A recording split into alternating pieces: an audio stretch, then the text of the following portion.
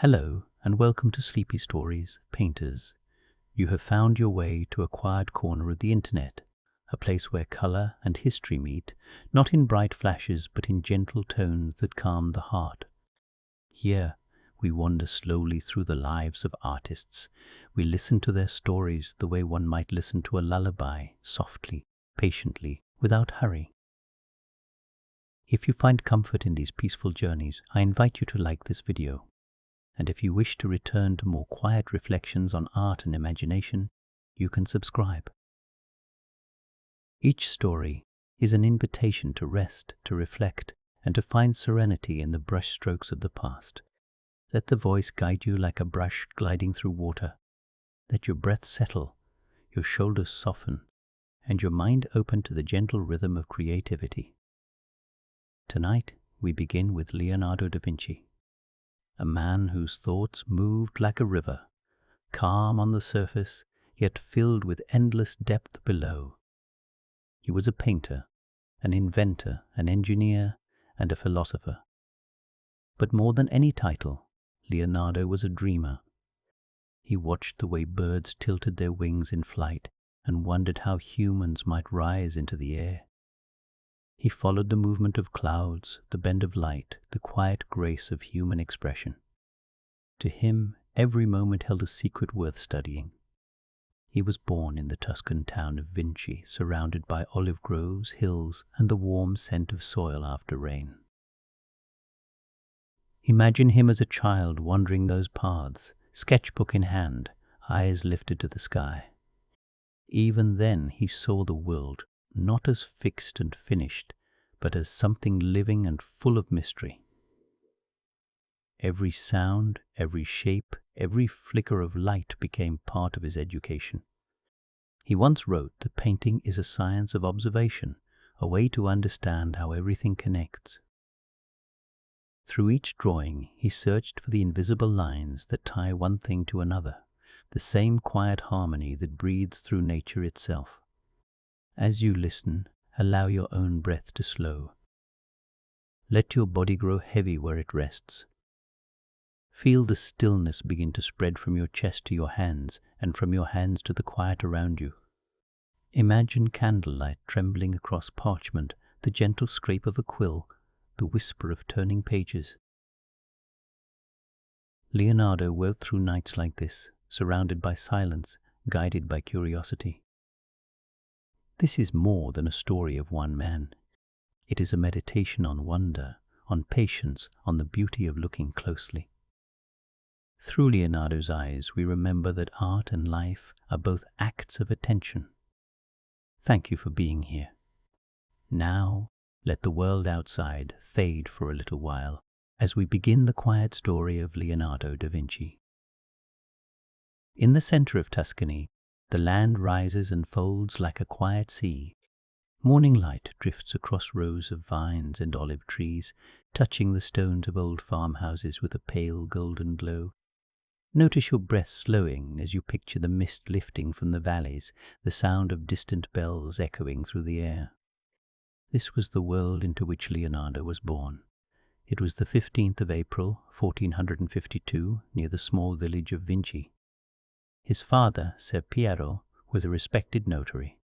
His mother, Caterina, was a young woman of the countryside. Leonardo entered the world as the illegitimate son, yet he was cared for and welcomed among his father's family. The village was quiet, surrounded by gentle hills that rolled toward Florence.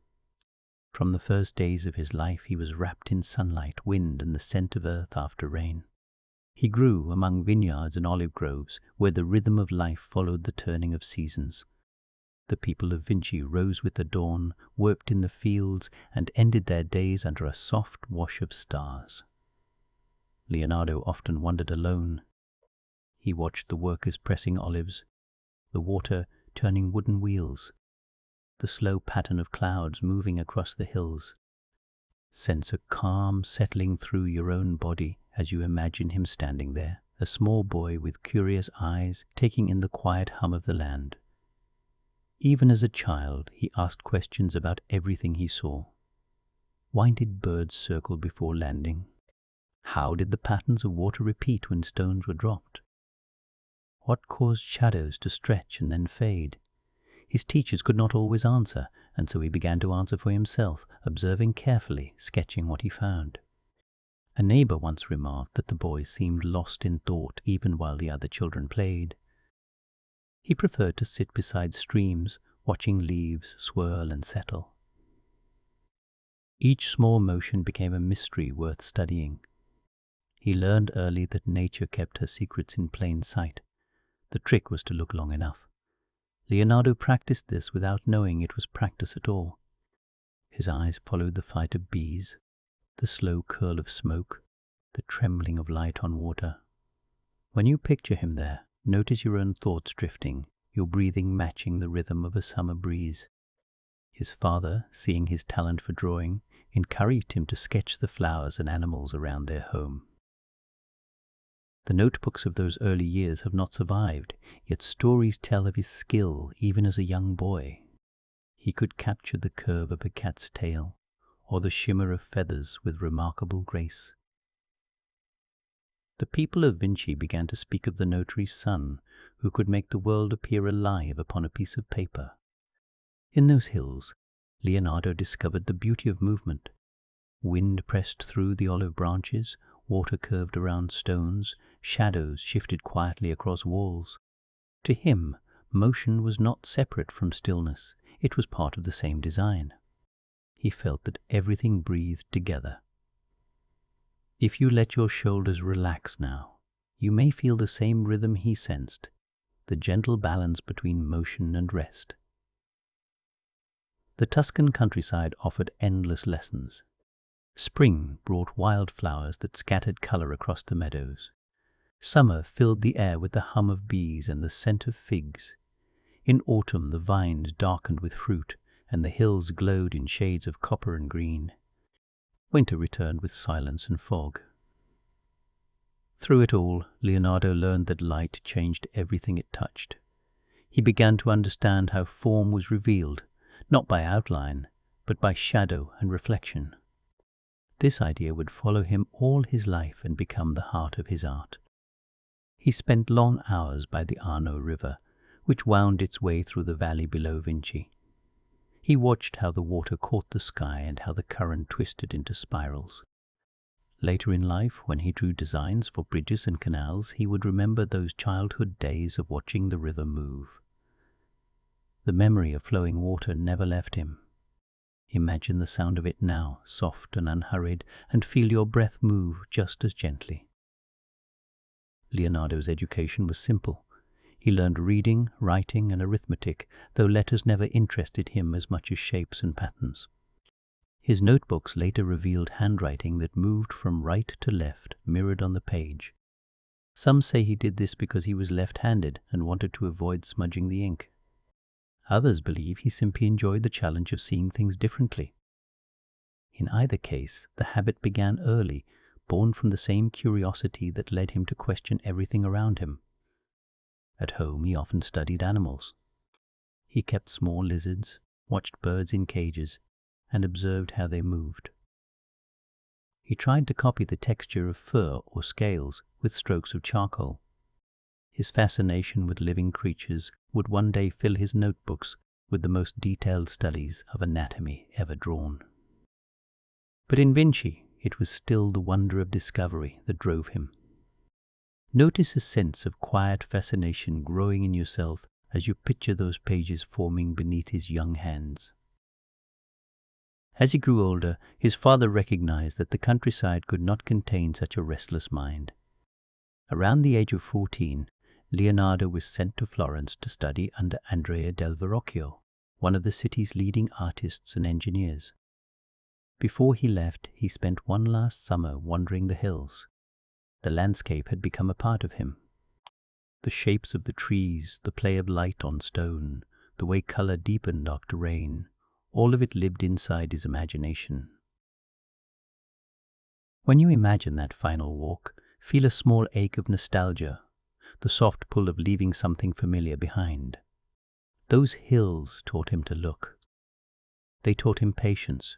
They taught him that beauty was hidden in small things, the spiral of a snail shell, the reflection of clouds in a puddle, the pattern left by water drying on rock.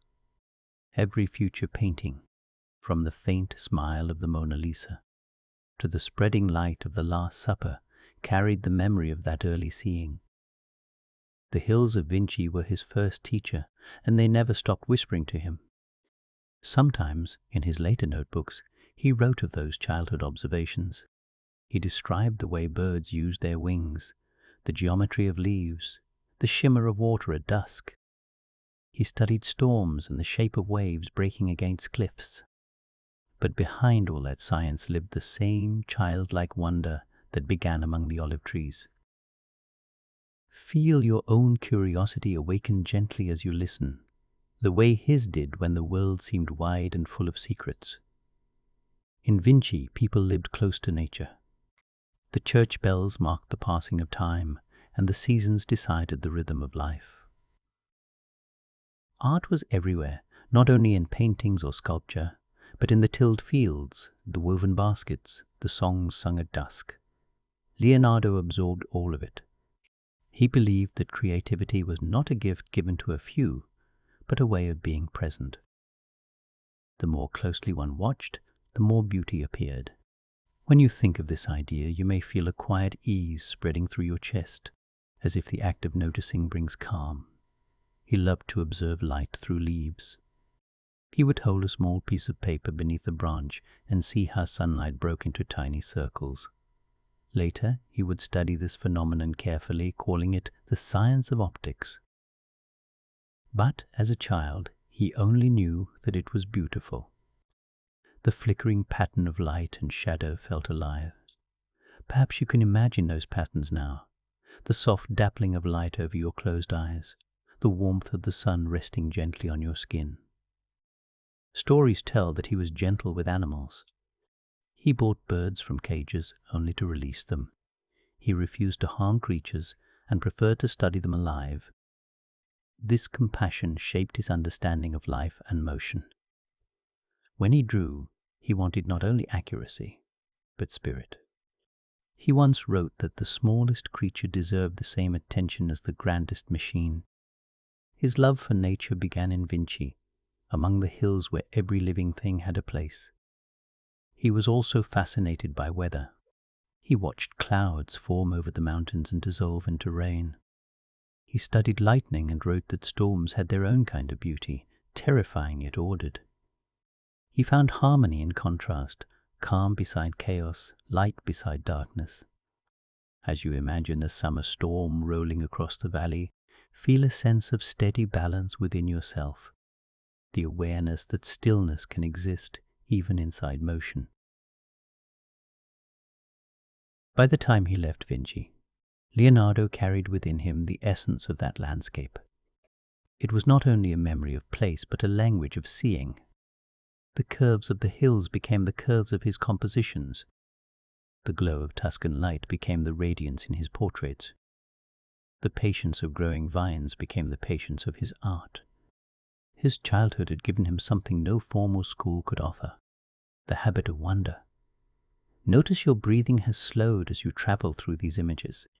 That is the rhythm of observation, the same rhythm he followed when he studied the flight of a bird or the ripples of a pond.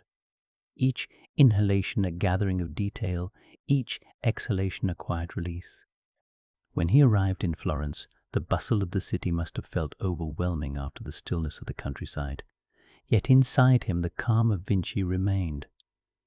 It would steady his hand through every challenge that followed. Wherever he went, he carried the memory of soft hills, bright mornings, and the endless conversation of light with the world. If you listen closely, sense that same calm now.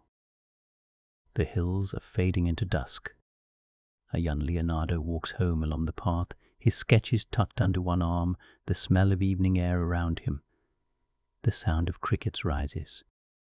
The sky deepens into blue.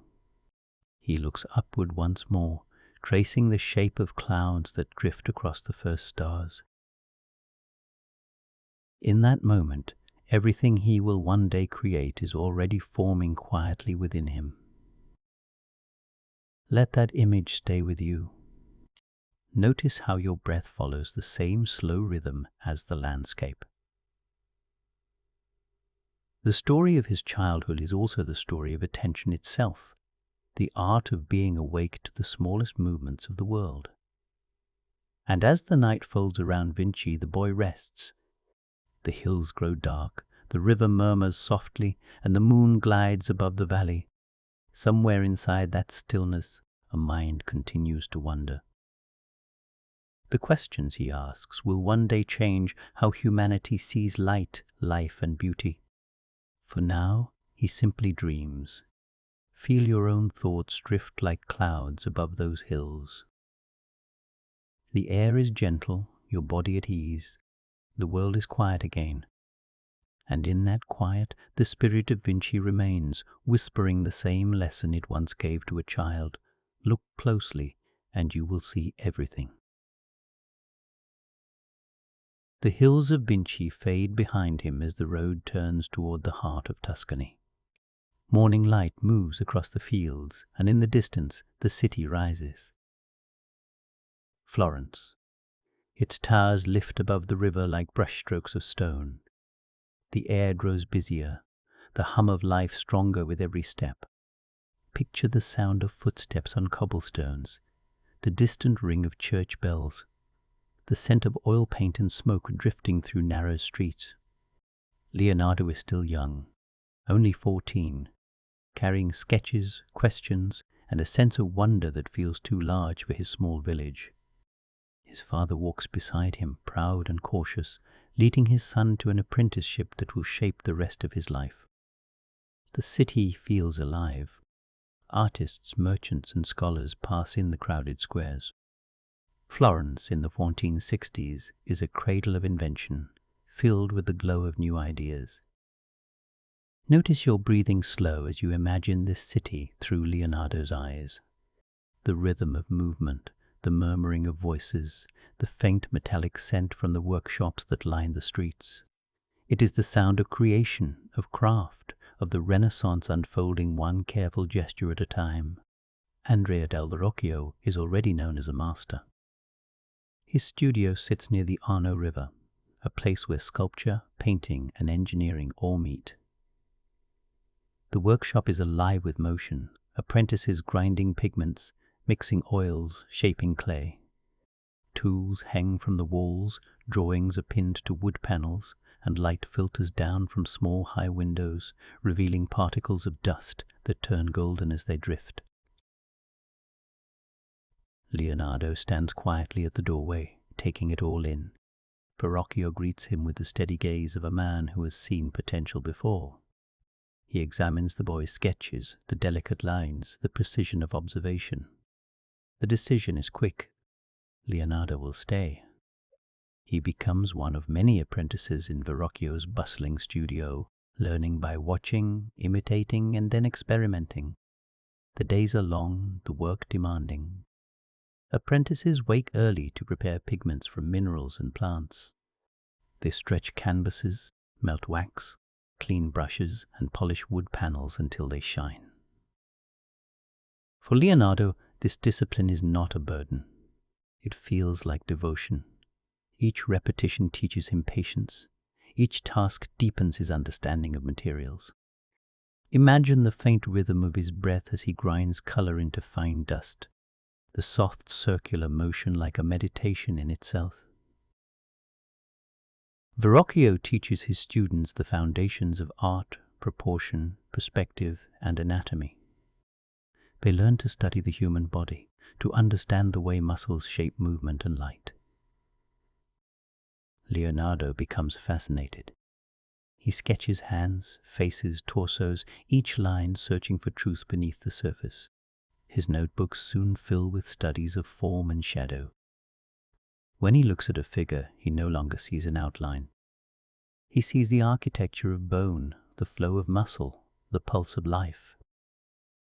Feel your own attention deepen as he studies. The slow rhythm of his concentration has a calmness to it. The world narrows to the curve of a wrist, the turn of a shoulder, the way light gathers and fades. In Verrocchio's studio, art is more than beauty. It is a science of observation. The apprentices study geometry, architecture, and the way light behaves. They learn how to create the illusion of depth through lines that meet at a single point in the distance. Leonardo finds this especially enchanting. Perspective feels like magic, a system that turns flatness into space. He begins to draw streets that recede toward a horizon, buildings that seem to breathe with light and shadow. Florence itself becomes another teacher. The city is filled with art. Frescoes bloom across the walls of churches. Sculptures stand in open squares, their marble skin glowing in sunlight. Leonardo studies them all. He watches how color changes as the day moves, how the human form can be made to look divine through proportion and balance. Each discovery feels like another secret revealed. Sometimes he assists Verrocchio directly. The master paints, and Leonardo grinds colors, prepares panels, or adds small details. Their collaboration on the baptism of Christ would later become famous. Leonardo was tasked with painting one of the angels and part of the background. When the painting was complete, Verrocchio is said to have looked at the angel's face, softer, more luminous, more alive than anything he had done before, and realized that the student had surpassed the master. Leonardo continues to grow, and his curiosity begins to reach beyond painting. He studies how metals bend, how bridges are built, how birds lift into the air. Verrocchio's workshop also builds machines and designs for festivals. Leonardo learns to combine art with engineering, to see how the same laws that guide sculpture can guide invention. In his mind, everything connects. The wings of a bird, the arches of a bridge, the flow of water through a channel, each follows a hidden pattern. When you breathe in, picture that sense of connection. The idea that every movement, every shape, belongs to a single living design. He spends hours drawing gears, pulleys, and levers, fascinated by how simple tools can create motion. He studies anatomy to understand how the human arm works as a system of levers and ropes. He sketches flying machines with delicate wings stretched like those of bats. Most of these designs remain dreams, but they show how his imagination refuses to stay within any one discipline. To Leonardo, art and science are not separate. They are reflections of the same truth, that beauty is born from understanding. Florence nurtures this kind of thought. The Medici family supports artists, scientists, and philosophers alike. The city hums with new ideas, where the study of mathematics meets poetry and architecture blends with music. Leonardo finds himself among scholars who discuss the movement of planets and the writings of ancient thinkers. He listens more than he speaks, absorbing everything, storing it for later. He practices anatomy in secret. Dissections are controversial, but curiosity drives him. With quiet reverence, he studies the structure of the human body, believing that to depict life, one must first understand its form. His sketches from these studies would one day reveal knowledge centuries ahead of his time. But now, in the workshop, he simply observes, records, and wonders. In the evenings, after the work of the day ends, Leonardo stays behind. The others leave, and the studio grows silent except for the faint crackle of oil lamps. He draws alone, his quill moving slowly, the air filled with the scent of turpentine and smoke.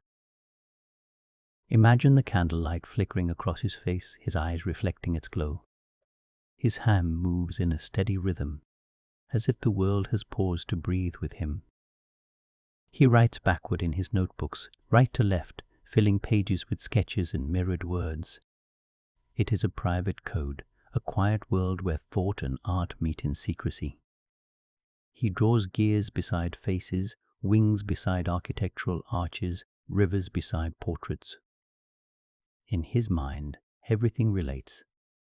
Find yourself slowing as you picture those pages forming, each line another thought unfolding in calm precision. Verrocchio's teachings instill discipline, but Leonardo's imagination begins to overflow its boundaries. The master expects paintings to follow order and tradition. Leonardo searches for something beyond rules. He wants softness in color, movement in stillness, breath in stone. He studies how smoke diffuses through air and how mist blurs edges. These observations lead him toward what he will later call sfumato, the gentle fading that makes his paintings seem alive. Notice your own breath blending with this softness, each inhale dissolving quietly into the next. He begins small experiments with light, layering translucent glazes, watching how color shifts beneath the surface. He realizes that realism is not enough. What he seeks is truth, not what the eye sees, but what the heart feels when it sees. In this pursuit, art becomes meditation. Outside, the city continues to hum. Florence in the late 15th century is alive with creativity. Botticelli is painting mythological scenes filled with grace. Brunelleschi's dome towers over the city, a marvel of engineering and faith. Music spills from courtyards, and philosophy fills the air like incense. Leonardo moves among it all quietly, learning not just from teachers but from everything around him. As you picture this, feel a sense of calm expansion in your own mind, the space between thoughts widening, allowing stillness to enter. Years pass, and Leonardo's reputation within the workshop grows. He becomes known not only for skill, but for his endless curiosity. He is the apprentice who questions everything, who takes apart machines to see how they work, who studies reflections in a drop of water for hours. Verrocchio respects him, but also recognizes that this student will not remain a student for long. In time, Leonardo begins to take on commissions of his own. His early works show the influence of his master: balanced composition, fine detail, controlled emotion, yet something deeper begins to stir within them. His figures seem to breathe. Their eyes carry thought. The lines between painting and soul begin to blur. At the edge of Florence, the Arno continues to flow. Leonardo often walks there in the evenings. He watches the play of light on the surface, the gentle curve of the riverbanks. He sketches bridges and water wheels, then shifts his gaze upward to the birds gliding above. Every scene becomes a lesson. Every movement a meditation. Feel the same slow rhythm now, as though the world itself is guiding you into reflection. When he returns to his small room at night, he writes until sleep takes him. His notes are full of wonder, questions, and fragments of dreams. Why is the sky blue, he writes? What causes the shape of waves? How does sight reach the mind? He seeks patterns in everything, not just to understand, but to feel connected to the mystery of life itself. By the time his apprenticeship ends, Leonardo has become more than a craftsman. He is an observer of the universe. The foundation laid in Verrocchio's studio will serve him forever. The discipline of line, the patience of observation, the devotion to craft. Yet his heart already reaches beyond what art can hold. He wants to know the reasons behind beauty, the forces behind form. Notice a quiet awe inside yourself as this realization unfolds. The same still wonder that filled the young painter's heart now touches yours. As the candle in his workshop burns low, Leonardo sets down his brush. The room is filled with silence. The night outside is deep and blue. His sketches lie scattered around him, pages alive with motion and thought. He looks at them for a long moment, then closes his eyes. The same calm he learned in the hills of Vinci returns. In that stillness he knows that everything he has learned in Florence, every line, every color, every question, is only the beginning. Feel your breath settle as the scene fades. The river hums beyond the walls. The stars drift over the city. Somewhere, a young man dreams of wings, of light, of endless discovery. The city of Florence wakes slowly, the sound of morning bells echoing across tiled rooftops. Light spills along narrow streets, brushing the stone with a golden warmth. The air smells of paint, bread and smoke. Somewhere, water trickles through the channels of a fountain. Leonardo steps into this new day quietly, his hands stained with pigment, his thoughts already far away. He is no longer the apprentice who once ground colors for Verrocchio. He has begun to work on his own. The studio that was once full of voices now feels like a memory, distant and kind. Picture him walking through the city with the same steady calm he learned in Vinci, moving among crowds without hurry. The hum of conversation blends with the sound of footsteps, and feel your own breathing follow the rhythm of that quiet motion. The first commissions begin to come. Patrons notice the young painter's delicate precision, the way he captures stillness that feels alive. His earliest independent work, The Annunciation, shows an angel and a young woman meeting in a garden filled with gentle light. Leonardo paints their faces with a tenderness that seems to breathe. The folds of fabric soften, the air between them glows faintly, and even the grass seems touched by a living calm. As he paints, he studies every detail, how wings reflect sunlight, how the shadow of a hand curves over fabric, how a smile changes a face. To most, it is art. To Leonardo, it is observation, the science of seeing. He works slowly, layering color over color, letting each thin glaze dry before adding the next. The result is something neither solid nor vague, but something between the two. A quiet mystery. Notice your body relaxing as you imagine the scene. The brush moves slowly, the air smells of linseed oil and wood smoke, and the light feels warm on your skin. Florence watches with interest. The artist who once painted angels for his master now paints for nobles and scholars. He accepts a commission to paint the portrait of Ginevra de' Benci, a young woman from a wealthy family. Her eyes, calm and distant, seem to hold both sadness and thought. Behind her, a landscape stretches in soft tones of green and blue. No one had painted this way before, not with such quiet presence, not with such attention to the space between breath and silence. When he finishes, he looks at the painting for a long time. He knows it is not perfect, but perfection is not what he seeks. He wants life. He wants to understand what makes a moment real. Feel a gentle slowing in your own mind as you picture that stillness, the way art can pause time without stopping it completely. Leonardo begins to experiment more boldly. He studies light and shadow not as opposites, but as partners. He observes how morning light touches a surface differently from the glow at dusk, and how color dissolves softly at the edges. He fills his notebooks with drawings of drapery, curls of hair, and faces half turned toward the sun. The technique he refines, the blending of tones until boundaries fade, becomes his signature. Later it will be called sfumato. But for now it is simply his way of capturing the air itself. He paints with silence. Hours pass as he works, unaware of the world around him. The sound of brushes rinsing in water, the faint creak of the stool beneath him, the whisper of wind through the shutters, these are his companions. His fascination with light becomes something deeper. He wants to know how sight works, how the eye gathers color, how the mind transforms it into understanding. He begins to sketch diagrams of optics, drawing the path of rays as they enter the eye. He writes that vision is not only about seeing, but about knowing. In the calm of his small studio, surrounded by half-finished canvases and pages of sketches, Leonardo is building the foundation of a new way of thinking. Imagine him pausing to look out the window.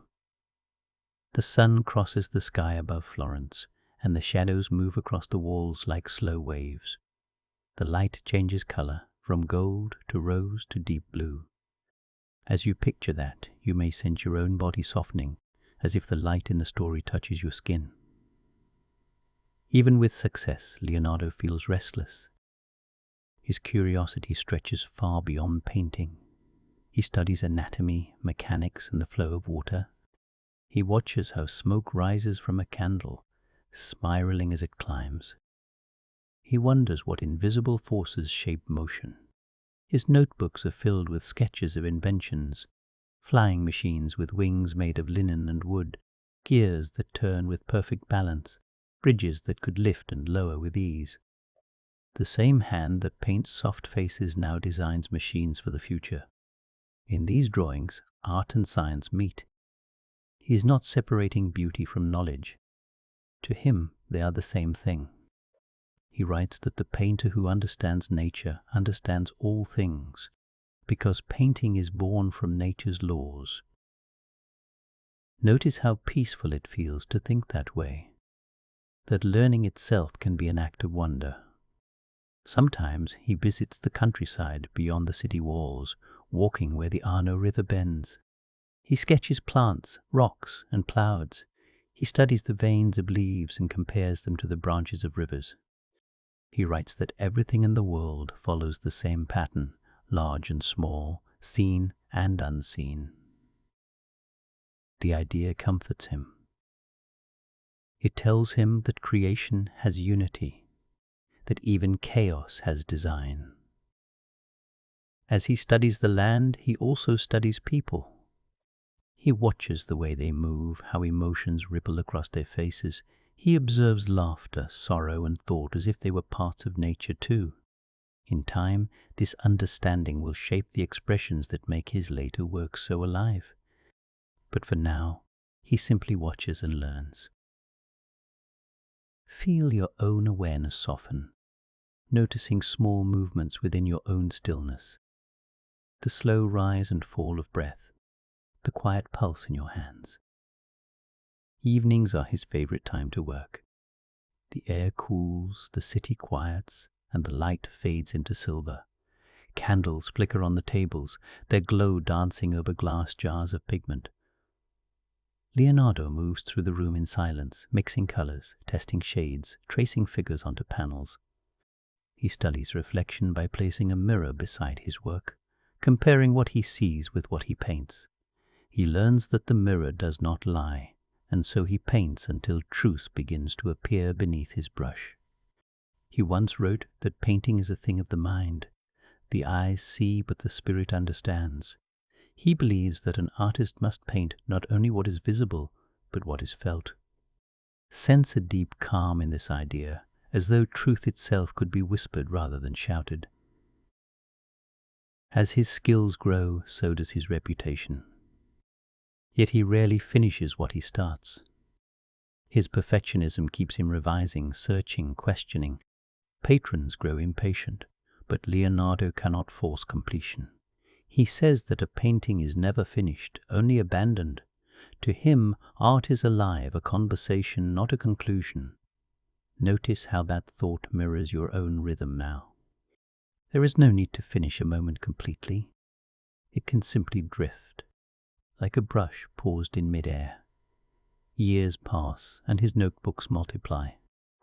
They are filled with mirrored handwriting, sketches of anatomy, plans for machines, and philosophical reflections.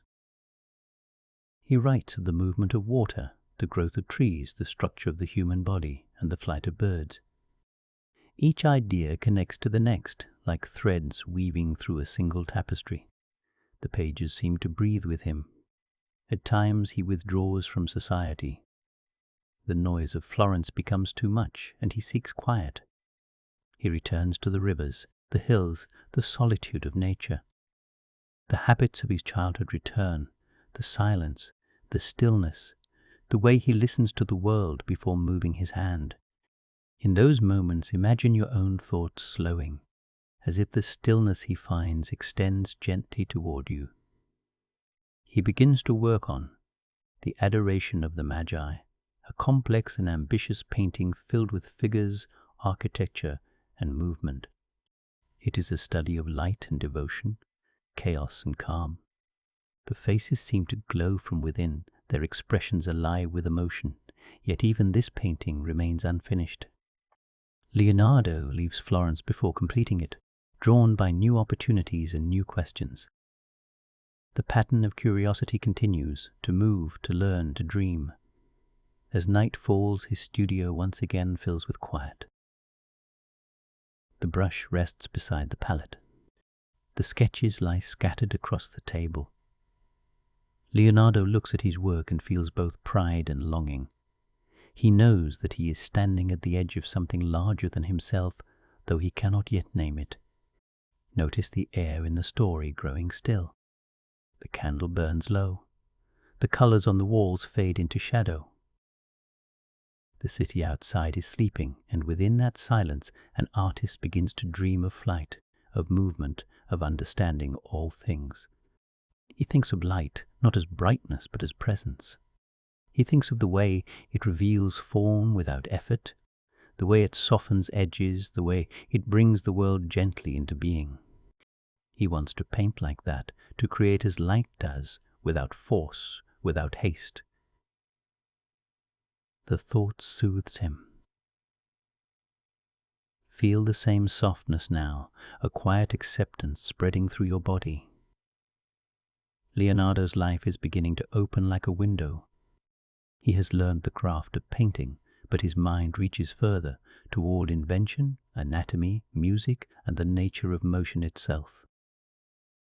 He has discovered that curiosity has no boundary, and that wonder, when followed, becomes a kind of peace. As he drifts to sleep, the city breathes around him. The river hums, the wind moves gently through the shutters, and the candle flickers out. In the darkness, his imagination continues to work, drawing, building, dreaming. Picture him there, eyes closed, surrounded by pages and light. His heart rests, but his thoughts wander among stars, water, and wings. The next morning he will rise and begin again, ready to see the world anew.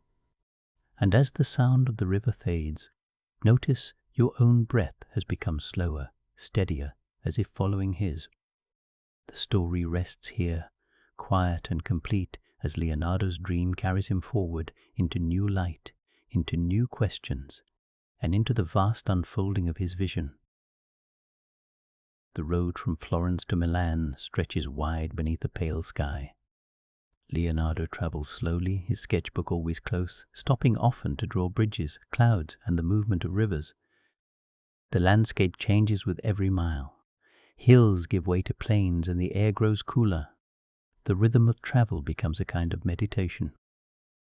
The sound of hooves against the earth carries a steady, calming pulse. Milan rises from the horizon like a promise. Its towers glint softly in the afternoon sun. The air smells faintly of water and rain. Bells sound from distant churches, their tones carried by the wind. As the city grows closer, Leonardo feels a quiet excitement. His breathing steadies. Each inhale is slow and deep, each exhale soft and even. The gates open before him, and the sound of the city fills his senses. He has come to serve a powerful man, Ludovico Sforza, the Duke of Milan. Before setting out, Leonardo wrote to him offering his skill not as a painter but as an engineer. In his letter he described bridges, canals, weapons and machines. Only at the end did he mention that he could paint as well. This was the mind of Leonardo, creative in every direction, curious about every field. The court of Milan is alive with movement. Wide halls echo with music and conversation. Candles flicker against marble walls, and silk banners move gently in the air. The sound of footsteps, the soft laughter of courtiers, and the distant melody of a lute blend into a single rhythm that feels like breathing. Leonardo walks through it quietly, observing every pattern and detail. He studies how the light travels across stone, how colors shift between morning and evening. The pace of the city slows him into stillness. The Duke receives him warmly, intrigued by this quiet man with restless eyes. Soon Leonardo is asked to design elaborate celebrations for the court. He plans festivals filled with light, music, and motion. He builds moving scenery for performances, creating clouds that glide across ceilings and mechanical wings that open above the stage. The audience watches in awe. What they see as magic, Leonardo sees as science. Balance, weight, and proportion are his tools. When the applause fades, he stands beside his designs in silence. The beauty of movement is enough. The calm that follows creation fills him more deeply than praise. His breath slows, and his shoulders soften. The wonder of invention settles quietly within him. The Duke, pleased by his work, entrusts him with something far greater, a monument to honor his father, a bronze horse larger than any seen before. Leonardo begins with study.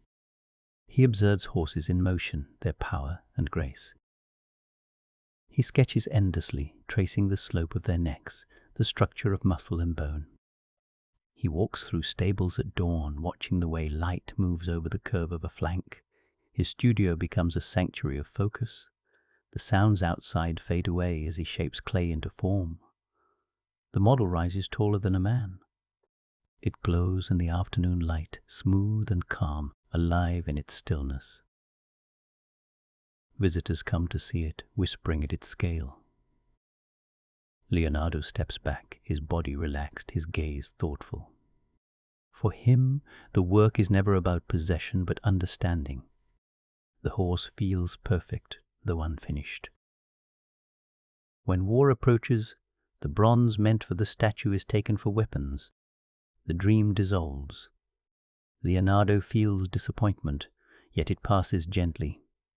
He has learned that creation has its own life. What matters most is not completion, but the act of imagining. Milan continues to grow around him.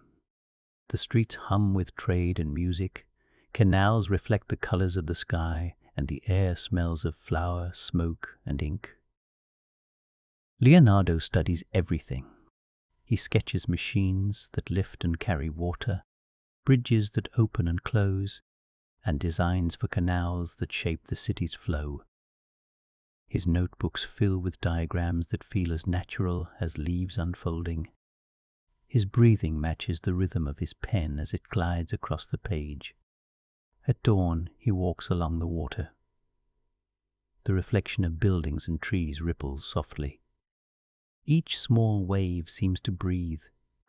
He watches until his mind grows still, then writes that water is the driving force of all nature. In that quiet, his thoughts and the movement of the current feel the same. Among these studies comes a new commission. The Duke asks him to paint a mural in the refectory of Santa Maria delle Grazie, a monastery in Milan. The subject will be the Last Supper. The room is long and cool, the walls pale, the air faintly scented with lime and plaster. Leonardo stands before the blank surface, studying the play of light across its texture. He envisions not a quiet meal, but the instant when Christ reveals that one of his followers will betray him. He arranges the figures in groups, each with a unique gesture and expression. The center remains calm, surrounded by the motion of disbelief and sorrow. He works in silence. The monks take their meals below him, their quiet movements forming a background rhythm. Brushes touch the wall, each stroke slow and deliberate. The hours slip by. His breath deepens, his eyes soften, his hand moves as though guided by something unseen. Instead of traditional fresco, he uses a mix of oil and tempera, seeking richer color and smoother transitions. The surface absorbs each layer of paint gently. The figures emerge slowly, their faces illuminated by the faintest light. The wall seems to breathe as the scene unfolds. When the work is finished, the room holds its breath. Christ's face is calm, his hands open. Around him, the apostles move in a wave of human feeling. Every line, every shade speaks of balance. The monks stand in silence, and for a moment the air feels sacred. News of the painting spreads. People come to see it, stepping softly, their voices hushed. Leonardo listens to their silence and feels a quiet satisfaction. His work has become a space of stillness. Within that stillness his own heart finds peace. Life at the court continues. Leonardo paints portraits, designs costumes, and constructs devices for music and theatre. He creates new instruments, studies the resonance of sound, and plays the lute with gentle precision. The music drifts through the palace like a slow current. Its rhythm soothes those who hear it. His notebooks grow thick. Within them he records the shapes of leaves, the anatomy of birds, the flight of water through air. He compares the spiral of a shell to the spiral of hair, the flow of a river to the folds of fabric. To Leonardo, everything is connected. Every form mirrors another. The more deeply he studies, the calmer he becomes. At night he writes by candlelight. The flame trembles beside him, throwing patterns of light across the pages. Ink flows quietly. His body softens with each movement of his hand. Outside, the city sleeps beneath a soft blue haze. Inside, he continues his quiet conversation with the world. He writes that art and science share the same root. Both seek harmony. Both require stillness of mind. Knowledge, he believes, is not noise, but silence understood. The years in Milan pass in steady rhythm. His mind grows wider, his heart more patient. He learns that beauty lies in precision, and precision begins with attention. The act of looking becomes its own meditation. He finds balance in the smallest things, a reflection on water, a shadow on stone, the shape of a bird's wing frozen in flight. The Duke calls on him to design bridges, canals, and fortifications. Leonardo studies the laws of motion, the lift of air beneath wings. He believes that one day humans will fly. He studies wind, pressure, and the geometry of movement. His drawings seem to breathe, each line an extension of thought. The calm of the city will not last. War draws near. The French army marches toward Milan. Projects are halted, festivals postponed. The great horse stands unfinished, its clay surface cracking in the dry air. Leonardo looks upon it without sorrow. Creation, he understands, is never wasted. Every idea lives on. When the city falls, he gathers his notes and tools. The world beyond Milan waits, and he feels ready to continue. His breath remains steady. His gaze turns forward. The road opens under a violet sky, the air filled with the sound of crickets and wind. As he rides away, the city glows behind him, softened by distance. The canals shimmer in moonlight. The bells ring once, faint and low. The rhythm of travel returns, the slow, even beat that matches his pulse. Milan remains alive within him, the echo of music, the glint of bronze, the sacred quiet of the Last Supper.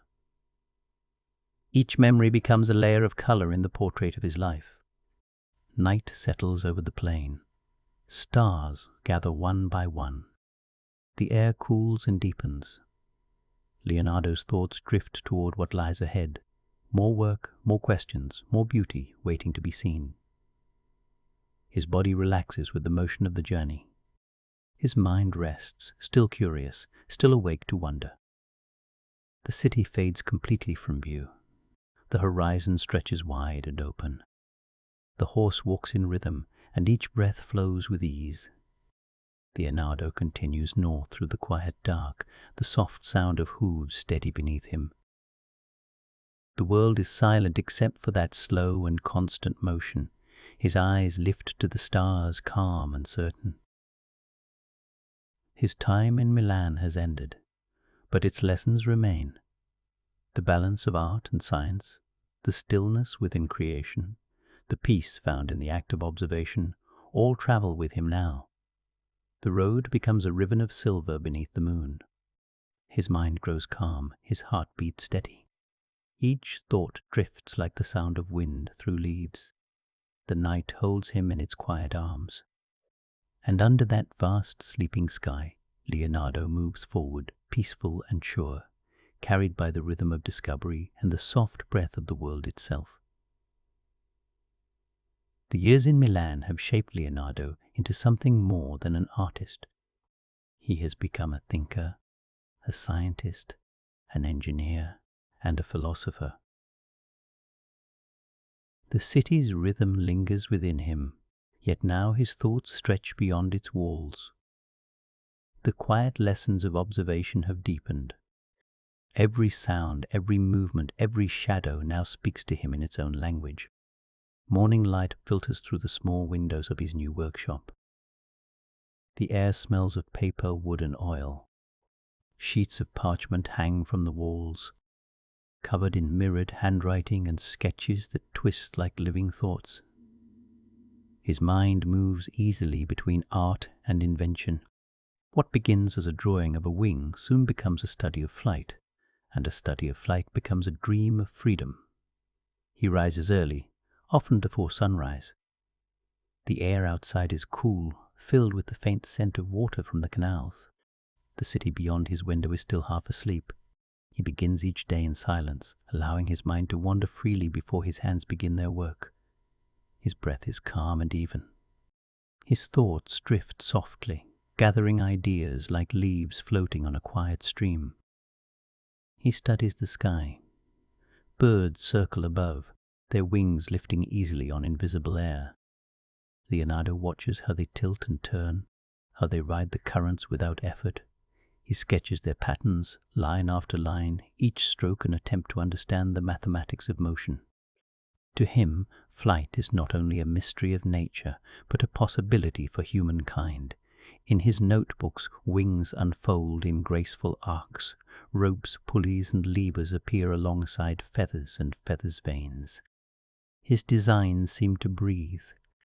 They speak of motion and curiosity, of a world that might one day rise into the air. He writes that knowledge must begin with experience, for what is learned from sight and touch cannot be doubted. The page beneath his hand feels warm from the friction of his writing. As he works, time slows. The light shifts across the table. Dust drifts lazily in the air. His heartbeat becomes the rhythm of creation itself. The notebooks grow thicker. They are filled with anatomy, geometry, architecture, and philosophy. He dissects plants, studies bones, measures the curvature of shells, and records the growth of vines. He sees patterns repeating everywhere. The spiral of a fern echoes the path of a river. The veins of a leaf mirror the branches of a tree. To Leonardo, the universe is not chaos, but a conversation of shapes. When he writes, his words move backward across the page, right to left, like reflections in water. It is his private code, though he never intended to hide his thoughts. For him, writing backward feels natural. It allows his hand to glide smoothly without smudging the ink. The mirrored letters shimmer faintly under candlelight. They feel as if they belong to another world. He pauses often, eyes half closed, mind turning quietly over an idea. He studies how water falls, how it gathers and separates, how ripples collide. He builds small models to test his theories. He writes that movement can be understood only through observation. The world, he believes, reveals its secrets to those who are patient. The quiet of his studio becomes a second mind. The scratching of the quill against parchment fills the air. A candle burns steadily beside him, its flame small but unwavering. His breathing remains slow, unbroken, matched to the rhythm of his pen. The sound of the city fades beyond the walls. There is only thought, and the faint whisper of invention coming to life. He studies the human form with the same devotion he gives to machines. In drawings that fill entire pages, he records muscles, tendons, and bones with precision. He sees the human body as an instrument of nature, built with the same harmony as bridges or rivers. His eyes follow the curve of the spine, the placement of a rib, the pulse beneath the skin. His drawings become a meditation on life itself. In one notebook, he writes that the body is the soul's dwelling place. To understand it is to understand the balance between earth and spirit. The thought brings him quiet joy. His studies are never cold or distant. They are full of reverence. The world, to him, is alive. When he looks up from his work, sunlight moves slowly across the floor. Dust glows in its path. The air hums with stillness. He sits quietly, his hands resting, his mind open. Each moment feels endless. Each thought finds space to breathe. Sometimes he visits the countryside beyond the city. The open fields remind him of Vinci. He walks along streams, collecting small stones and leaves, examining how water shapes their edges. He kneels beside flowers and studies how petals curve toward the sun. He writes that nature is filled with infinite reasons, waiting to be discovered by those who look closely enough. The wind through the grass becomes a sound of peace. The movement of clouds feels like slow thought. The earth beneath his feet reminds him of simplicity. His steps become light, steady, and unhurried. At night he returns home carrying small collections, shells, seeds, fragments of bark. He arranges them on his table and studies their design. He writes that everything created by nature contains a lesson in perfection. The shape of a shell teaches proportion. The veins of a leaf teach structure. The growth of a tree teaches patience. As the candlelight fades, he sketches until the ink grows faint. His breathing remains even, slow, and rhythmic. The act of drawing feels like prayer. His work on machines continues. He builds models of gears and pulleys. He writes of perpetual motion, of harnessing water and wind. He designs bridges that fold, ships that move with greater balance, and armored vehicles that roll like moving fortresses. Every idea grows from observation. He writes that invention begins in nature and returns there. His fascination with flight deepens. He studies how air moves around wings, how the shape of a bird's feather directs wind. He builds small gliders from wood and linen. He watches them drift gently to the ground. Each experiment feels like a whisper from the future. In his notebooks, human figures stretch their arms wide, attached to wings that resemble those of bats and birds. He calculates angles, weights, and pressures. He dreams that one day humanity will soar as naturally as the hawks he watches above the fields. He continues to explore the patterns of water. He draws whirlpools, eddies, and waves crashing against rocks. The curves of water resemble the curls of hair he paints in portraits. Everything flows, he writes, and the motion of water mirrors the motion of thought. In his quieter hours he paints again. He begins new portraits, studying faces that seem to carry entire lives within a single expression. He experiments with light, layering glazes until the air itself appears to move across the surface. The edges blur, the colors deepen. Each painting feels like a dream captured on wood. His search for perfection grows slower, calmer, deeper.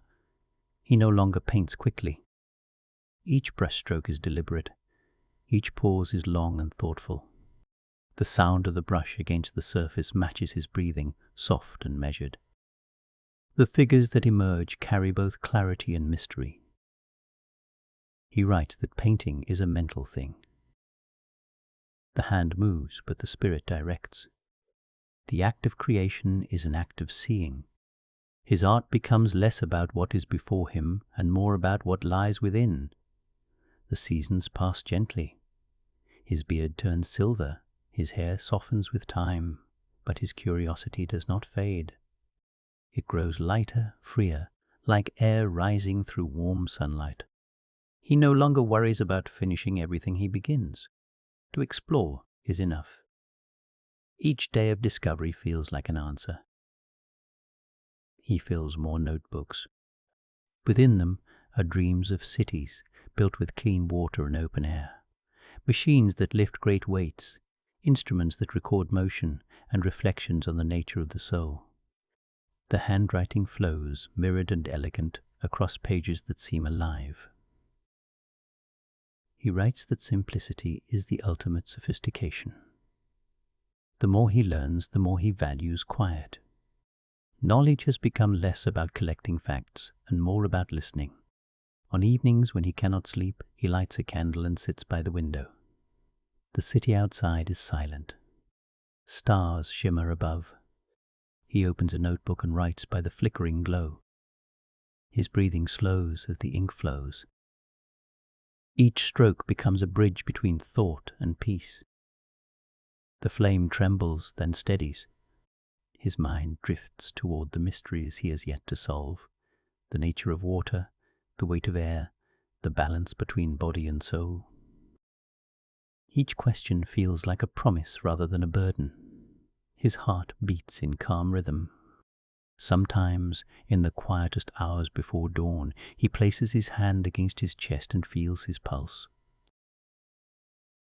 He thinks of how the same pattern exists in every living thing, the flow of blood, the rise and fall of waves, the spinning of the earth. The universe breathes, and he breathes with it. He believes that to study the world is to honor it. Every observation, every drawing, every thought is a form of gratitude. As he grows older, his work becomes gentler. He paints less often but with greater care. He builds fewer machines but dreams more deeply. The pursuit of knowledge becomes a meditation on peace. His curiosity remains boundless, yet it no longer rushes forward. It drifts quiet and sure, like a river finding its way to the sea. The candle on his table burns lower. The flame softens, a golden heart of light surrounded by shadow. He watches it flicker and feels the same calm he once found in the hills of Vinci. His breath is slow and steady. His body feels light and his mind rests within stillness. He closes a notebook, the sound gentle in the quiet room. Pages filled with drawings and reflections settle into silence. The ink dries. The world outside holds its breath. Leonardo sits for a while longer, watching the last glow of the candle. The air grows cool. The night deepens. He smiles faintly, his thoughts floating like the faint trails of smoke rising above the flame. And as the light fades, peace fills the room completely. The stillness holds him. The world feels whole. Every invention, every line, every question seems to fold gently into rest. Leonardo's mind, always searching, finally pauses. The quiet is complete. The night carries his thoughts onward, across time, across space, into the endless calm that once began in the hills of Vinci. After the fall of Milan, the air grows heavy with silence. The court that once glittered with music and laughter fades into memory. Leonardo gathers his belongings carefully, a few tools, several notebooks, and a mind still alive with motion. He leaves the city quietly, traveling south as the light of morning spreads across the plains. Each turn of the road feels slow and measured. The sound of the horse's hooves becomes a steady rhythm that matches the calm rise and fall of his breath. He rides through Mantua, where gentle hills and small rivers fill the horizon. The world around him feels calm, washed clean by time. In Mantua, he meets Isabella d'Este, the cultured and intelligent patron who invites him to paint her portrait. He studies her face, her posture, the balance between confidence and serenity. The soft charcoal lines form a likeness, yet they hold more than appearance. They capture thought, presence, and the quiet shimmer of life itself. The sketch remains unfinished, though it carries the same calm perfection that has followed Leonardo since his youth. He watches how light moves across her hands, how the folds of fabric soften with each breath she takes. The rhythm of observation fills him with peace. His attention slows until the rest of the world disappears. He moves on toward Venice. The air there smells of salt and distant rain. Gondolas drift like dark leaves through silver water. The city is a reflection of light upon itself, the same world above and below. Leonardo studies the patterns of tide and wave. He notes how sound changes as it echoes through the canals, how sunlight flickers through the movement of water. The stillness beneath the motion brings him comfort. Each observation becomes a quiet meditation. His path next leads him to Cesare Borgia. The name alone carries power. Borgia is a soldier and strategist, both admired and feared. Leonardo accepts a post as his chief engineer. He travels across Italy, drawing maps of valleys and towns, tracing the courses of rivers, measuring distances between fortresses. His maps are so precise they seem to hover above the land like visions. Each line he draws holds both accuracy and grace. The days are long, yet his thoughts remain clear and calm. Even among soldiers, his presence feels gentle. He studies the patterns of wind through banners and the geometry of battle formations. To others, war is chaos. To him, it is structure. The quiet order of design brings stillness to his mind. When night falls, he watches the stars appear one by one and feels the world return to balance. When his work with Borgia ends, Leonardo returns to Florence. The journey is slow, and the road winds through fields of olive and wheat. The familiar hills remind him of Vinci, of the calm beginnings that shaped him. As he enters the city, Florence feels changed. Its streets are filled with energy. Artists crowd its workshops, each one searching for beauty in their own way. Botticelli paints figures that move like flowing silk. Raphael's sketches spread among apprentices like small treasures. Michelangelo, young and intense, sculpts marble with a passion that feels like lightning. Leonardo, now older, carries the stillness of years. His beard has turned silver, and his movements are deliberate and unhurried. The people recognize him instantly. Some whisper, some bow their heads in respect. The city's pace slows as he walks through it.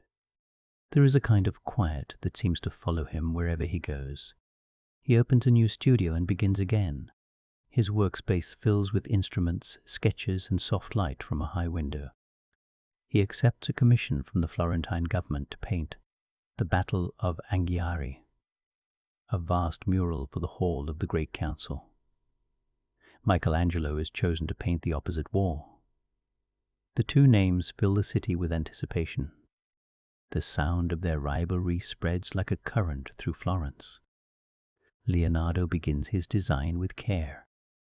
His sketches show horses twisting in movement, faces caught in the height of emotion. He experiments with oil mixed with wax, searching for new depth and brilliance. But the technique proves fragile. The colors begin to slide before they dry. The wall itself absorbs too much heat. Slowly, the painting fades. The failure would trouble another man, but Leonardo's breath remains even. The act of trying holds more meaning to him than the result. Across the hall, Michelangelo works with intensity. His lines are sharp, his figures strong. Where Leonardo seeks harmony, Michelangelo seeks force. Their differences reflect two visions of the world. Leonardo's paintings breathe with silence. Michelangelo's explode with motion. The city compares them endlessly, yet both move beyond competition. In truth, each completes the other. Their rivalry is quiet, filled with respect unspoken. Leonardo admires Michelangelo's energy, though he finds his nature restless. Michelangelo sees in Leonardo a calm he cannot reach. Between them lies the tension of genius, one building from stillness, the other from storm. After months of work, neither painting is complete. The wall that was meant to hold their masterpieces remains unfinished. Yet the memory of that time stays alive. Florence remembers not the murals themselves, but the dream of what they could have been. Leonardo turns back to portraiture. In this period, he begins work on what will become the Mona Lisa. The identity of the sitter remains uncertain, though many believe her to be Lisa del Giocondo. He paints slowly, layer by layer, with a patience that feels eternal. The colors glow softly beneath his brush. Her smile appears and disappears depending on the light, as if she exists halfway between waking and dreaming.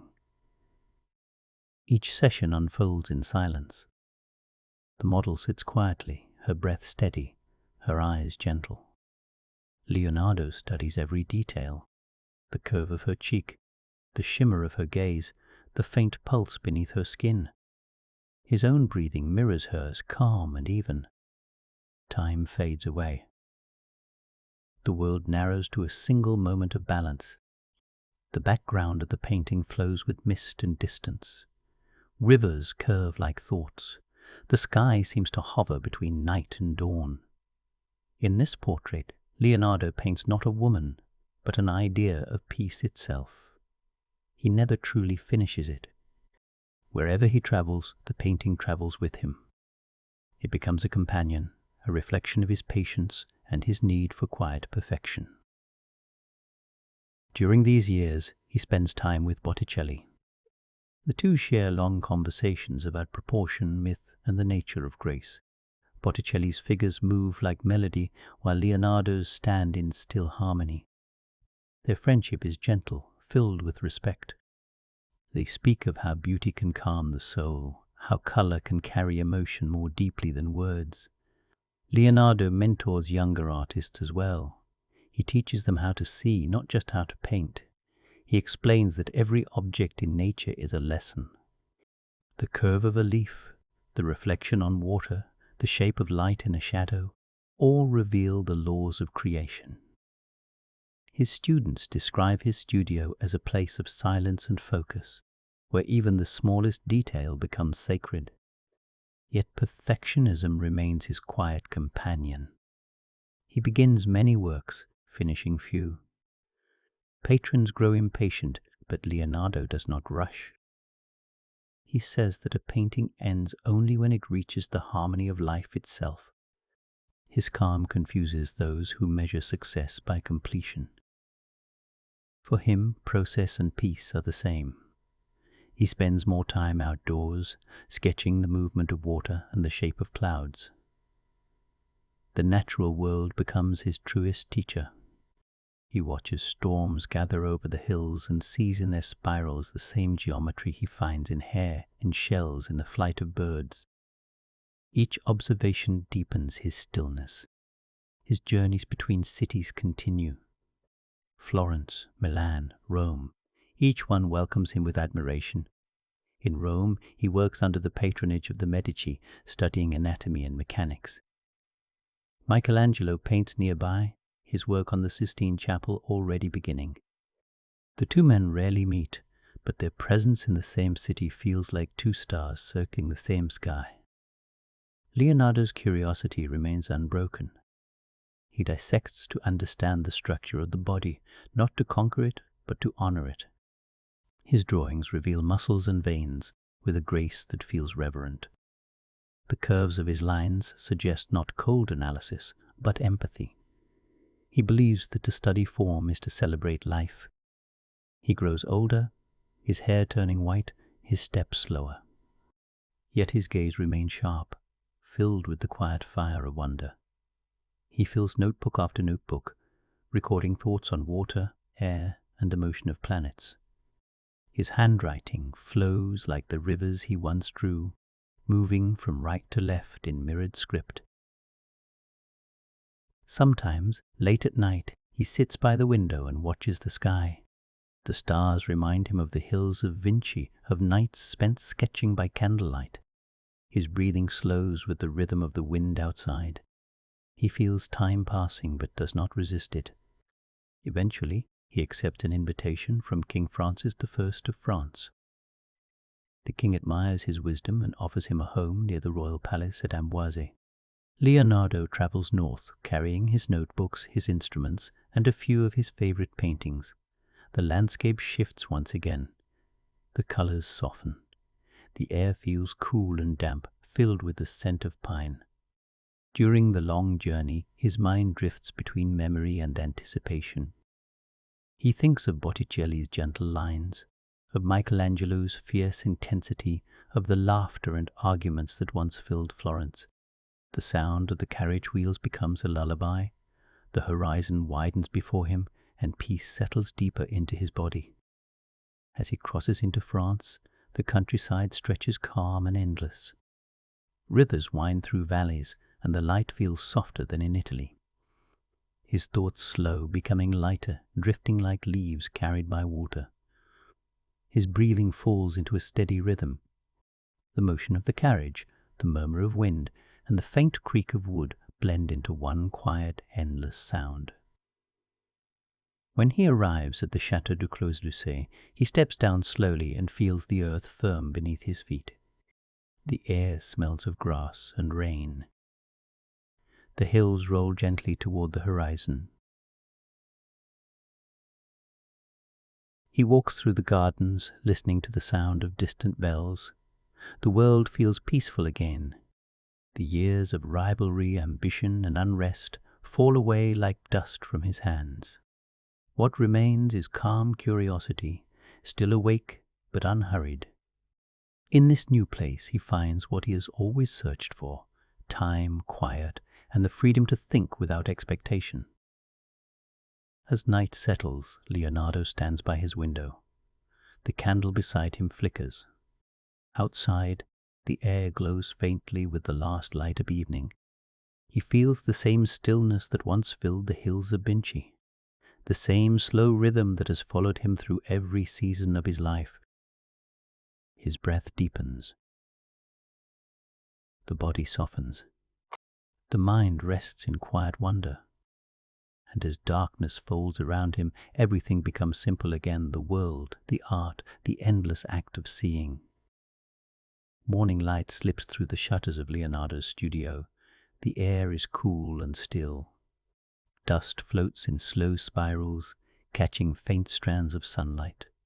His brushes rest beside a small wooden panel prepared with care. The room smells of oil and pigment, of time itself gathered in color. Every sound is soft, every movement deliberate. The world seems to hold its breath as he begins. The commission is simple: a portrait of Lisa Gherardini, wife of Francesco del Giocondo. Yet Leonardo approaches it as if it were the key to a secret that has followed him all his life. He looks at her face and sees not only a woman, but an entire universe of thought and emotion. The faintest lift of her mouth, the subtle turn of her eyes, the rhythm of her breath, all of it becomes a landscape waiting to be understood. He begins slowly, each stroke light and patient. His hand moves with the steadiness of calm water. Layers of thin color build upon one another, blending until edges vanish and light itself seems to breathe. The technique he has refined over decades, sfumato, creates transitions so gentle that shadow melts into radiance. The painting begins to feel alive, like something seen through dream or memory. Outside, Florence hums with life. Bells toll in the distance. Voices drift through open windows, and the Arno shimmers in the afternoon sun. But inside the studio, time stretches. The air thickens with concentration. Leonardo's breath slows as he studies the curve of a smile that never quite appears, yet never disappears. The longer he looks, the more it changes. He realizes the expression cannot be captured by copying what he sees. It must come from feeling, from the quiet place between joy and calm. Days become months, months turn into years. He carries the portrait with him wherever he goes. It travels from Florence to Milan, from Rome to France. Each new setting brings different light, and Leonardo adjusts the painting as though it were breathing beside him. The layers deepen, the surface softens. He paints until it no longer feels like pigment and wood, but a presence. He experiments endlessly with light. Morning light, cool and blue, reveals one expression. Evening light, warm and gold, reveals another. The face shifts, never still. He understands that truth lives in transition, in the instant between moments. The painting becomes not an image, but a meditation on impermanence. At times he stops to rest, closing his eyes. He listens to the small sounds of the room, the tick of wood, the whisper of linen against the easel, his own quiet breathing. Peace settles over him. Each pause becomes part of the creation itself. In stillness, the mind opens wider. He writes that painting is a thing of the mind. The eye only begins the process. The heart completes it. When he paints, his thoughts slow until the world dissolves into light and shade. He feels that he is not simply observing nature, but joining it. The act of seeing becomes a prayer, a bridge between the outer world and the inner one. The portrait grows luminous. Beneath the layers, veins of transparent color give warmth to the skin. The eyes reflect light so delicately that they seem to move. The mouth hovers between expressions. Even the background hums with quiet meaning, winding rivers, distant hills, clouds forming over faint mountains. The earth behind her mirrors the balance within her face, serenity woven with mystery. Each evening, Leonardo steps back and watches the painting in silence. His breathing falls into rhythm with the fading light. The brush slips easily from his fingers. In these moments, the boundary between artist and creation feels thin. The painting seems to watch him as he watches it. He spends long hours studying how people see. He notes that the eyes do not perceive all at once, but through motion. What we call stillness is a gathering of small movements. That knowledge becomes the secret of the Mona Lisa. Her smile shifts because the eye cannot hold it still. The viewer's own perception becomes part of the work. It is a painting that exists only in the act of looking. Years pass, and still he refines. The pigment grows richer, the transitions smoother. He works not to finish, but to perfect, though he knows perfection can never be reached. To chase it is to live within wonder. The pursuit itself brings peace. Visitors come to see his progress. They remark that the figure seems alive, that her gaze follows them through the room. Leonardo listens quietly, his lips faintly curved. He never explains. To speak too much would break the silence the painting was born from. When he leaves Italy for France, he carries the portrait with him wrapped carefully in cloth. It is no longer a commission, but a companion. In his new home at the Château du Creusot, he places it where the light is softest. The walls are pale, the windows open toward fields and trees. The quiet hum of nature fills the rooms. His students come and go, but the portrait remains constant, watching over the hours. Sometimes, late in the evening, Leonardo sits before it alone. The candlelight flickers across the surface, and her face seems to move again. He watches the shadow travel over her cheek, the light tremble in her eyes. The room feels weightless. His thoughts drift, calm and slow. The longer he looks, the quieter his heart becomes. He begins to see the painting not as an image of another, but as a mirror of himself. The calm after years of motion, the stillness after a lifetime of curiosity. All the things he has studied, air, water, anatomy, flight, seem to live in this one small surface. Every discipline converges in her expression. he writes that the painter's mind must be like the surface of calm water, reflecting everything without judgment. Only then can truth appear. The words stay with his students, who watch him paint in silence, learning more from the rhythm of his movements than from any lesson spoken aloud. The seasons change outside his window. Summer light turns to the silver glow of autumn. The air cools, and the garden fills with mist. He paints a little less, rests a little more. Yet each time he lifts the brush, the same gentle focus returns. The body may tire, but the spirit continues to move with quiet precision. He grows aware that time is closing softly around him. Rather than sadness, he feels acceptance. The painting has outlasted years of wandering, the rise and fall of patrons, the shifting tides of fortune. It carries within it the patience of a lifetime. On calm afternoons, he speaks with his students about light. He tells them that shadow is not the absence of illumination, but its companion. Without darkness, brightness cannot be seen. The same, he says, is true of knowledge and mystery. The line between them is what gives beauty its depth. In his notebooks, he writes of movement, of how all things flow. Nothing is fixed, not even stone. Everything changes, slowly and perfectly. The thought comforts him. The Mona Lisa has become proof of that truth, a face suspended between motion and stillness, between the seen and the unseen. When the day ends, he closes his notebooks, folds his hands, and allows his eyes to rest.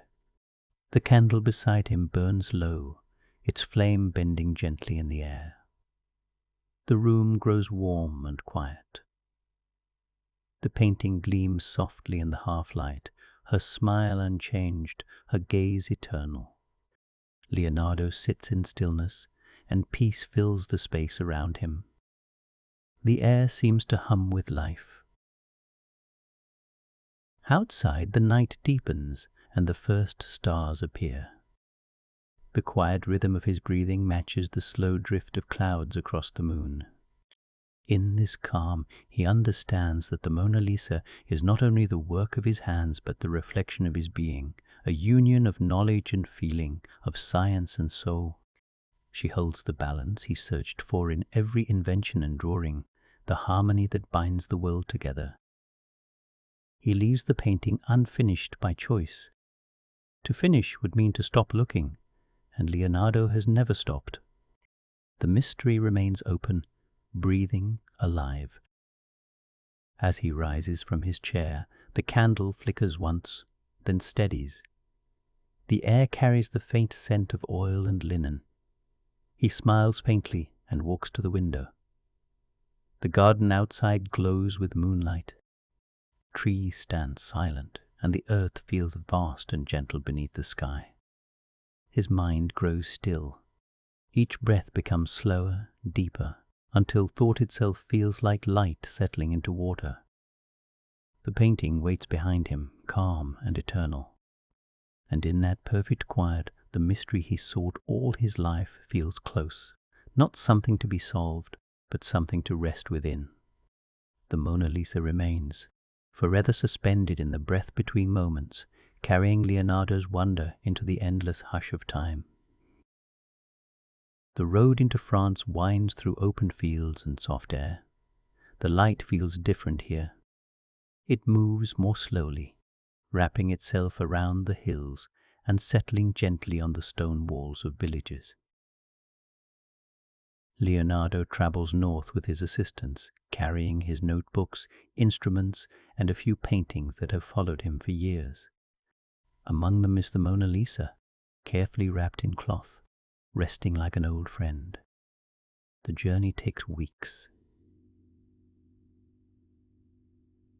Each day begins with a pale dawn and ends with quiet stars. The sound of wheels on earth becomes its own kind of music. His thoughts drift with the rhythm of travel. There is no hurry now, no tension between ambition and time. The world stretches calm and endless before him. When he reaches Amboise, the air is cool and filled with the scent of pine and rain. The Château du Clos-Souchet waits at the edge of a hill, surrounded by trees and streams. The building is simple, with red brick walls and soft light spilling from the windows. It feels like a place built for stillness. Leonardo steps through the doorway, sets down his belongings, and breathes deeply. The journey, at last, has brought him to peace. Each morning, mist hangs over the fields outside his window. Birds move through the air in slow, graceful arcs. The sound of their wings blends with the rustle of leaves and the faint hum of insects. Leonardo begins his days early, rising with the first light. He walks through the garden, feeling the coolness of the air against his skin, listening to the quiet pulse of the earth. His breathing slows to match it. His studio at Clos-Souchet is filled with drawings, models, and small instruments of wood and metal. On one wall, sketches of machines hang in clusters. On another, studies of anatomy, plants, and flowing water. The tables are covered in parchment, bottles of ink, and brushes resting beside folded papers. Everything feels alive, yet calm. The space itself breathes. He spends his hours revisiting old ideas. Designs for flying machines, notes on hydraulics, and studies of motion. His hands move more slowly now, but his mind remains clear. When he writes, the mirrored letters glide easily across the page. Each stroke of ink feels like a memory finding rest. He draws the landscapes outside his window, the way the river winds through the trees, the curve of the bridge reflected in the water. The light in France feels softer than in Italy. It fades gently, without edges. He writes that the world here seems made of transitions rather than boundaries. In the afternoons, he walks along the nearby paths, leaning on a small cane. The air smells of wet grass and distant wood smoke. He pauses often to look at how the light rests on stones, or how wind bends the tall grass. Each observation feels like a conversation with nature. The earth answers in silence, and he listens. He keeps a few pupils close, teaching them through quiet example. They study his patience, his gentleness, the way he holds a brush as if it were a living thing. He tells them that true understanding comes not from forcing answers, but from waiting until the world reveals them. His students learn to look slowly, to breathe with what they see. Evenings fall softly over Clos-Souchet. The walls hold warmth from the day, and the air fills with the scent of the fields. Leonardo sits by the window, candlelight flickering beside him. The flame trembles in rhythm with his heartbeat. His breathing deepens. Shadows move across his drawings, giving them the illusion of motion. It feels as if his invention still breathes beside him. He writes less now, though his words carry more stillness. He fills small pages with notes about water, geometry, and the movement of light. He writes that life is a circle, where beginning and end touch gently, without boundary. The thought comforts him. At times his hand trembles when he draws. The once fluid lines waver slightly, but the essence remains. He accepts the change with grace. The imperfection feels natural, like the uneven rhythm of a river over stones. He knows that beauty is not found in control, but in flow. His body weakens slowly. Some days he rests longer than before. Yet even as his strength fades, his curiosity remains. When he looks at the sky, his eyes still follow the pattern of birds in flight. When he touches water, he still studies how ripples expand in circles. He feels that each motion of the world carries a quiet message about harmony. Sometimes he sits outside beneath the trees, wrapped in a light cloak. The leaves shift above him, creating patterns of shadow that dance across the ground. The sound of a nearby stream soothes him. He feels the sunlight on his hands, warm and gentle. His breathing slows further, until it matches the rhythm of wind moving through branches. The students who stay with him describe his calm. They say that even silence feels fuller in his presence. When he speaks, his voice is soft, each word deliberate. He tells them that to understand the world, one must move as nature moves, without resistance, without haste. The advice settles in their hearts like a quiet chord. When he tires, he returns to the studio and looks again at his paintings. The Mona Lisa rests on a small easel, her face faintly illuminated by candlelight. Her expression seems unchanged, yet new each time. Leonardo gazes at her in stillness, feeling the years layered in the paint. She has become more than a work of art. She is a reflection of his spirit, serene, endless, and alive. The days continue like this, gentle, quiet, balanced. The rhythm of work, rest, and thought merges into one. Each moment feels complete in itself. The garden blooms, the river hums, the world moves as it always has. Time no longer feels linear. It flows, circular and calm. One evening, as light fades beyond the windows, Leonardo writes his final reflections. He notes that knowledge begins in wonder and ends in understanding. He writes that truth cannot be captured, only witnessed, and he writes that beauty is the shadow of harmony. The ink dries slowly on the page, the candle beside him glowing low. When he sets down the quill, the silence feels whole. The sounds of the house, the creak of wood, the faint murmur of wind merge with his heartbeat. The world feels like one living breath. Later, as night deepens, he sits beside the window. The stars outside shimmer gently through the glass. He thinks of the long path that brought him here, the hills of Vinci, the workshops of Florence, the courts of Milan and Rome.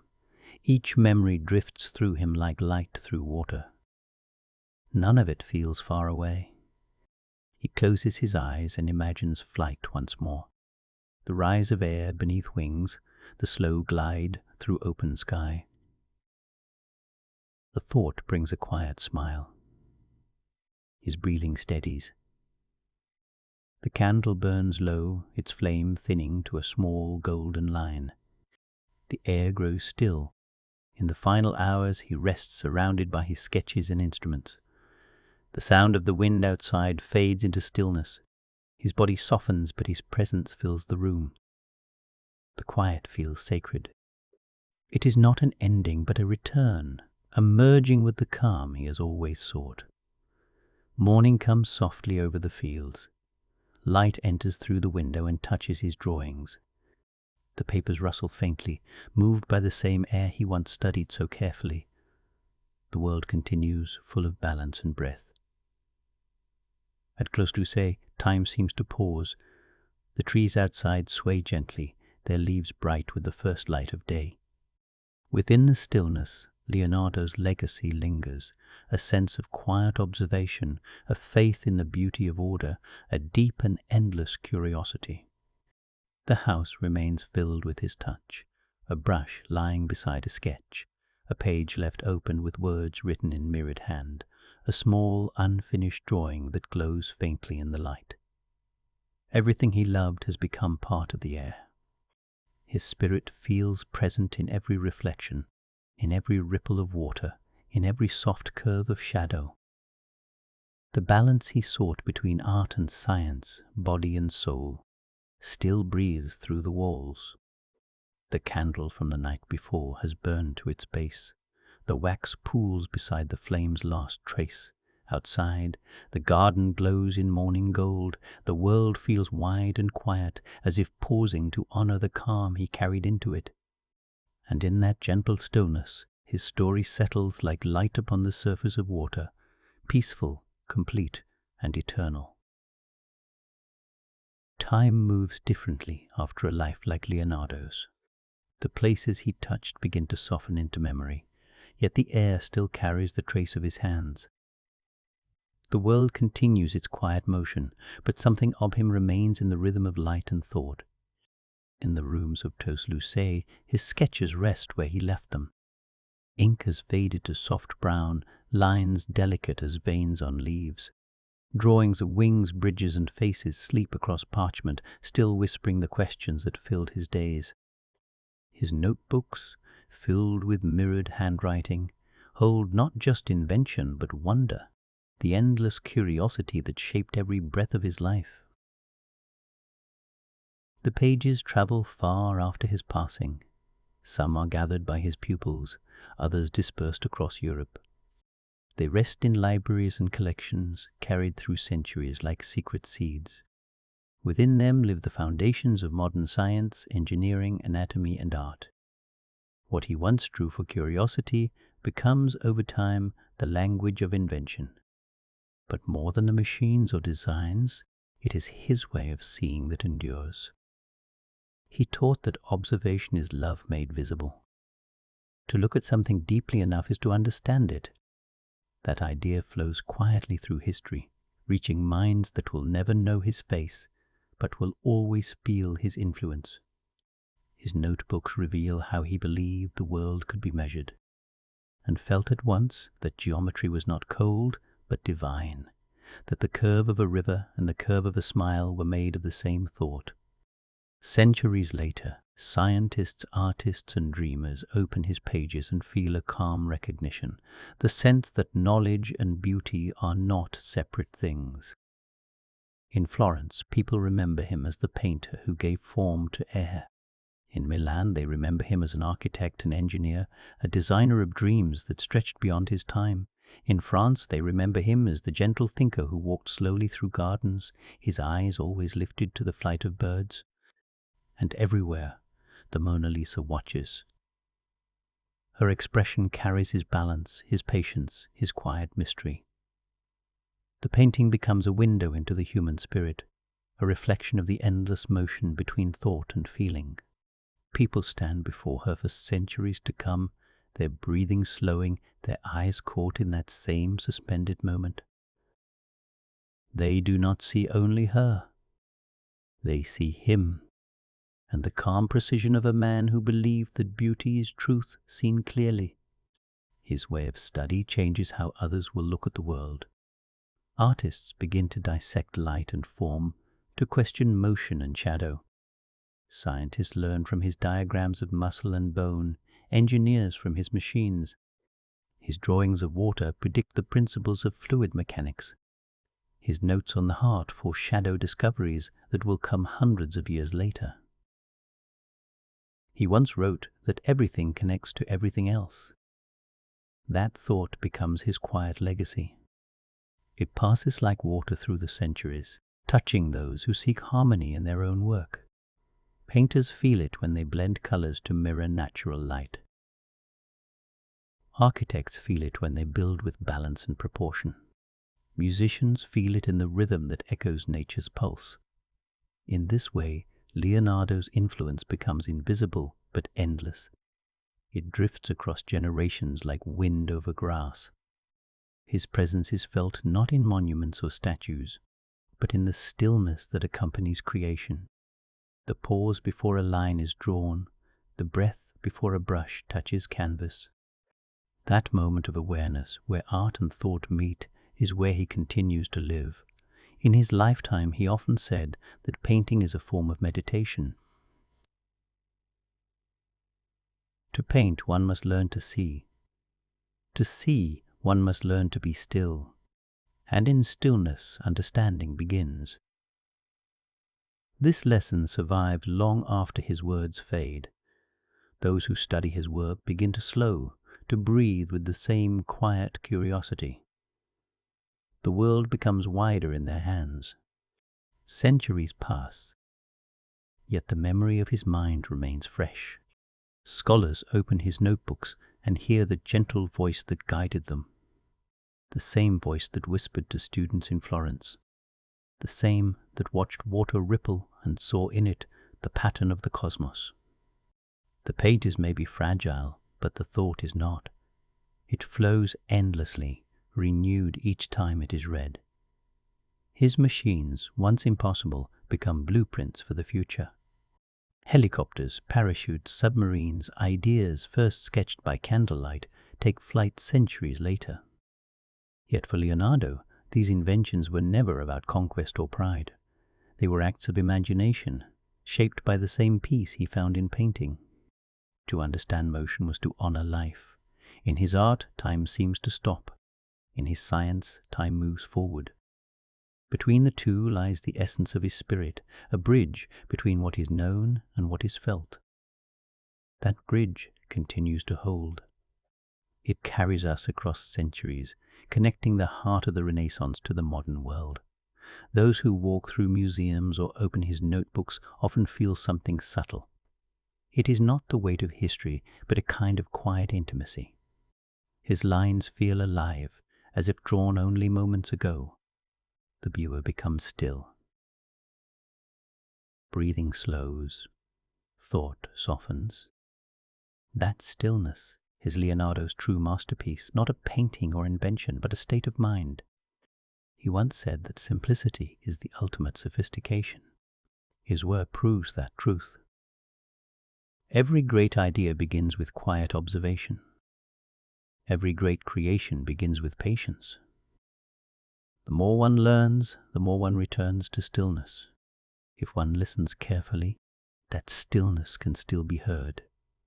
It lingers in the sound of pencil against paper, in the hum of an artist's breath, in the faint rustle of pages turned in a dim library.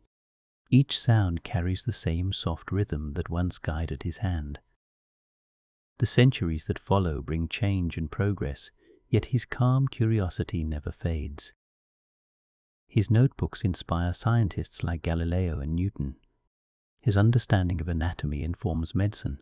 His sense of design shapes architecture and engineering. The connections he drew between art and science become the foundation for how the world learns to think. Yet his greatest gift is quieter than any of that. It is the reminder that knowledge is not separate from wonder. That to look deeply at a flower, a bird, or a face is to honor creation itself. His life teaches that learning begins not in answers, but in attention. Today, when we speak of genius, his name still rises first. But the word does not capture what he was. He was not only brilliant, but profoundly human, a man who carried questions instead of certainty, and found beauty in not knowing. The hills of Vinci, the workshops of Florence, the halls of Milan, the gardens of Amboise, all remain echoes of his journey.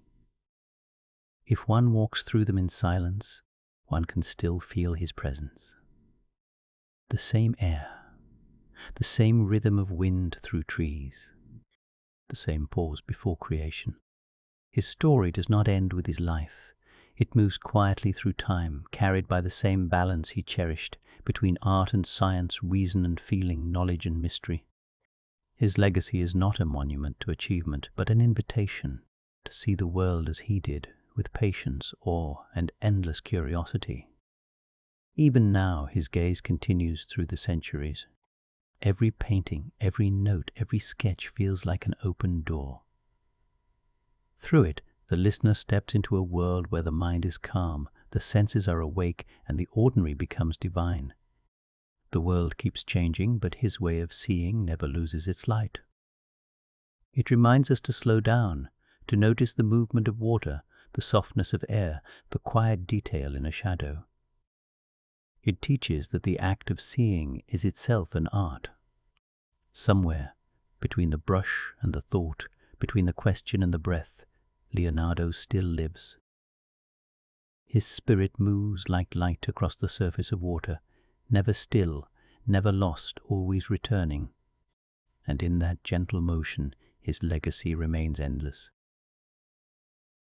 The story of Leonardo da Vinci ends where it began, in quiet wonder. From the soft hills of Vinci to the rooms of Clos Lucé, his life unfolded like a single unbroken breath.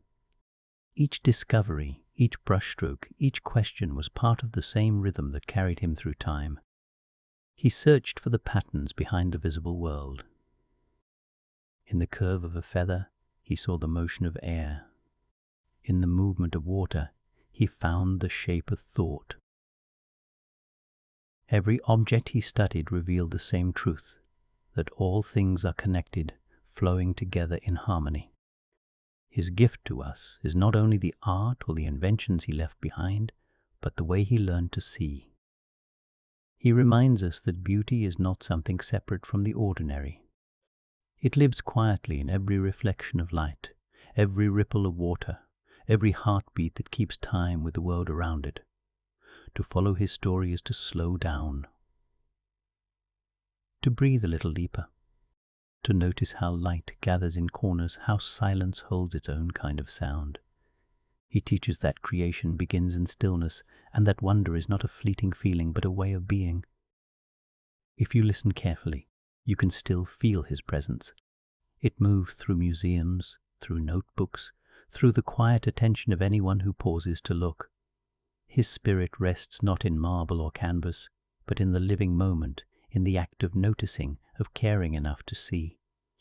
He believed that art and science were not two paths, but one. Both search for understanding. Both reach toward truth. Both remind us that knowledge is not the end of curiosity, but the beginning of peace. In his final years, Leonardo wrote that simplicity is the ultimate sophistication. Those words linger like a whisper across time. They invite us to live as he painted, with patience, with clarity, and with grace. To look for harmony instead of control. To find meaning in small things. As night deepens around his memory, his legacy shines with quiet light. It asks nothing of us except attention. It reminds us that the world is full of gentle lessons, waiting to be discovered by those who take the time to notice. Somewhere a river still flows the way he once drew it. The wind still moves through trees with the same rhythm that filled his sketches. The stars above Vinci still turn through the same sky he studied. Everything continues, everything breathes. His story becomes a lullaby for the world, a soft reminder that knowledge and wonder can live side by side. To know deeply is to love deeply. To look closely is to rest within creation. So as this story closes, let the rhythm of his life blend with your own. Let the calm of his vision settle quietly inside you. Feel your breath steady, your thoughts soften. The same peace that filled his final days belongs to you now. The universe he painted still surrounds you. The balance he sought still holds you. The stillness he carried through every season now flows gently through your own awareness. And as the last light fades, remember what he showed us, that the act of seeing is sacred, that curiosity is its own kind of prayer, and that beauty lives in every quiet corner of the world. Rest in that truth. Breathe with it. Let it stay.